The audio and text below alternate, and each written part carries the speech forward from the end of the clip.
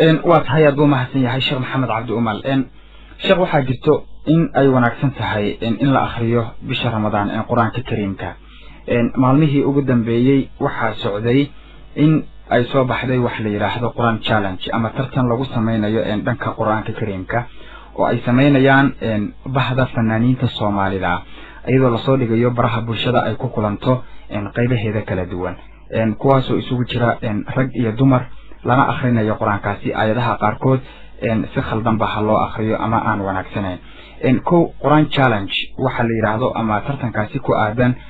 ragga iyo dumarka dhexdooda diinta islaamku maxay ka qabtaa arintan si ku aadan in qolaba goyskeeda ay ka soo akhrinayso oo baraha bulshada ayaguna la soo dhigaan maxay ka qabtaa bismillahir rahmanir rahim runtii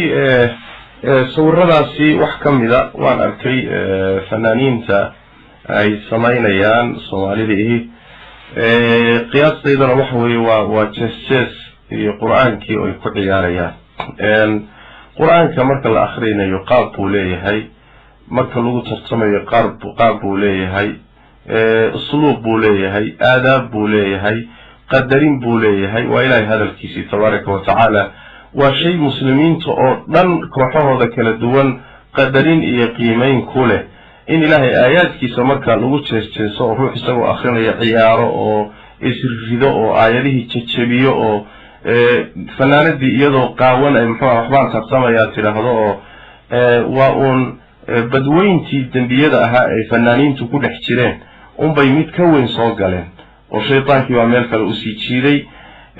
maxayna soo galaysaa saan isleeyahay allah tabaaraka wa tacaala aayadda fi suurati tawba uu ku yidhi قل أبالله وآياته ورسوله كنتم تستهزئون لا تعتذروا قد كفرتم بعد إيمانكم ما الله يا آياته يا رسول كي سأتكتش سيسيسان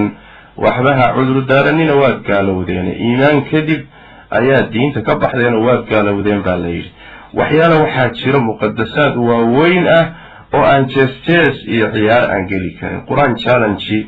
يعني قرآن كسي challenge لو سمين كان وواحد سويدين لواي قشن كنوع عصو كلاء عدة سمينيسة وين إلهي أنه قطو توبت كنتو ومدن وحنا عصو كلاء مركلا أكوين